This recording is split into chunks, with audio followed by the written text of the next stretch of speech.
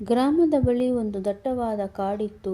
ಅಲ್ಲಿನ ದೊಡ್ಡ ಆಲದ ಮರವೊಂದರ ಎತ್ತರದ ಕೊಂಬೆಯ ಮೇಲೆ ಚೀನಿ ಎಂಬ ಪುಟ್ಟ ಗುಬ್ಬಚ್ಚಿ ವಾಸಿಸುತ್ತಿತ್ತು.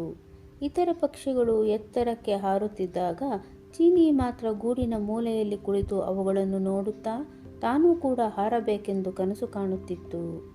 ಚೀನಿ ಹಾರಲು ಪ್ರಯತ್ನಿಸಿದಾಗಲೆಲ್ಲ ಅದು ಭಯದಿಂದ ನಡುಗಿ ನೆಲಕ್ಕೆ ಬೀಳುತ್ತಿತ್ತು. ಆಗ ಇತರ ಪಕ್ಷಿಗಳು ಅದನ್ನು ಗೇಲಿ ಮಾಡಿ, ಅಯ್ಯೋ, ನೀನು ಹಾರಲು ಸಾಧ್ಯವಿಲ್ಲ, ನೀನು ಹೆದರಿಕೆಯ ಸ್ವಭಾವದವಳು ಎಂದು ಹೇಳುತ್ತಿದ್ದವು. ಇದರಿಂದ ಚೀನಿಗೆ ದುಃಖವಾಗುತ್ತಿತ್ತು. ಆದರೆ ಪ್ರತಿ ರಾತ್ರಿ ಅದು ತನ್ನ ಮನಸ್ಸಿನಲ್ಲಿ, ನಾನು ದುರ್ಬಲಳಾಗಿರಬಹುದು, ಆದರೆ ನನ್ನ ಕನಸುಗಳು ಗಟ್ಟಿಯಾಗಿವೆ ಮತ್ತು ನನ್ನ ಮೇಲೆ ನನಗೆ ವಿಶ್ವಾಸವಿದೆ ಎಂದು ಹೇಳಿಕೊಳ್ಳುತ್ತಿತ್ತು.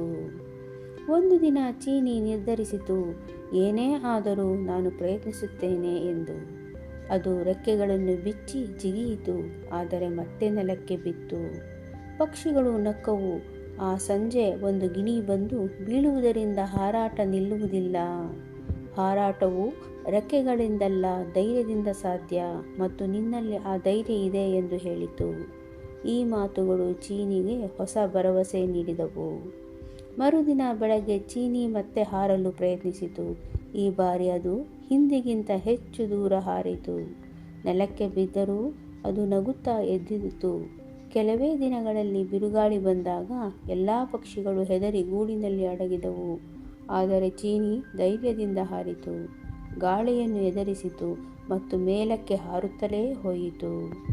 ಬಿರುಗಾಳಿ ನಿಂತಾಗ ಅದು ಮೋಡಗಳ ಬಳಿ ಹಾರಾಡುತ್ತಿತ್ತು. ನೀತಿ: ಹಾರಾಟವು ರೆಕ್ಕೆಗಳಿಂದಲ್ಲ, ನಿಮ್ಮ ದೃಢ ಸಂಕಲ್ಪದಿಂದ ಸಾಧ್ಯ. ನಿಮ್ಮನ್ನು ಯಾರೇ ಟೀಕಿಸಿದರೂ ನಿಮ್ಮ ಮೇಲೆ ನೀವು ಇಟ್ಟ ವಿಶ್ವಾಸವೇ ನಿಮ್ಮ ದೊಡ್ಡ ಶಕ್ತಿಯಾಗಿರುತ್ತದೆ.